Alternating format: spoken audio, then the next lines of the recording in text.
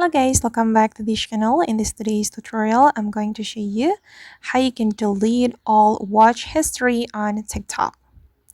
Okay, let's get into it guys. First of all, I'm going to open up my TikTok application on my mobile phone and I'm going to go to my TikTok setting. We can open up our profile and then we can click on those three lines on the top right and go to the settings and privacy.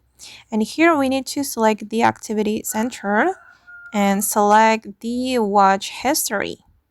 Okay, and if you want to delete all your watch history on TikTok, you can click on select and you can click on select all watch history.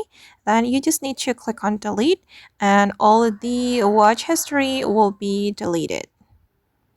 Okay, as you can see that now there is no watch history available on my TikTok. Alright guys, and that's all the way to delete all watch history on TikTok. I hope this tutorial will be useful for you. Thank you so much for watching, and if you found this tutorial useful, don't forget to like, comment, share, and also subscribe to this channel. Bye!